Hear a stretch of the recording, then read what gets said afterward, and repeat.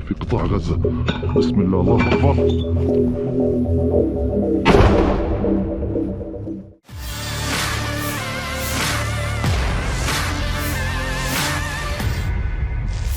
Dari beberapa sayap militer yang ada di Palestina, dapat dipastikan tujuan mereka hanya satu, yakni mengakhiri segala bentuk penindasan yang ada di Palestina. Berbekal tekad yang gigih serta iman yang teguh, mereka dengan sekuat tenaga terus berjuang di garis depan. Ini terbukti lewat sebuah rekaman dari salah satu kelompok pejuang Palestina yang beredar di aplikasi perpesanan Telegram pada Selasa 2 April 2024. Dalam video ini menunjukkan pasukan pembela Palestina dari Brigade Al-Qassam menyerang posisi tentara Israel yang berada di lingkungan rumah sakit Al-Shifa. Imbas dari serangan ini dipastikan pihak militer Israel dapatkan kerugian besar. Bahkan kabarnya, Israel sudah menarik mundur pasukan dari kompleks rumah sakit Al-Shifa pasca serangan ini. Sejak video ini beredar, beragam komentar dituliskan warganet.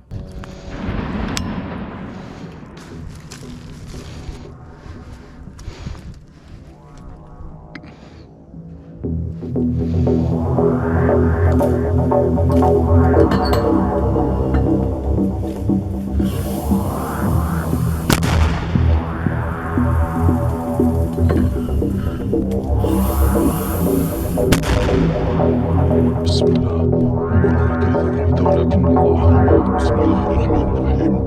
ثأرا لدماء أبنائنا وأهلنا في قطاع غزة. بسم الله، الله أكبر.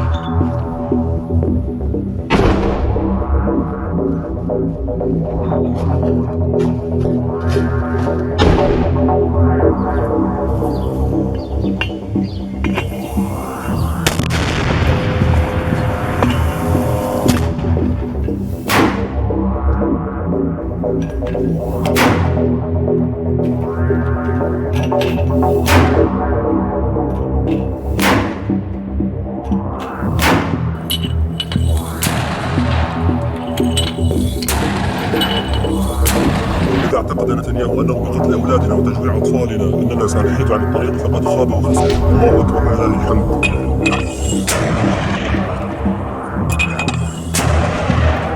الله أكبر. الله أكبر. الله أكبر.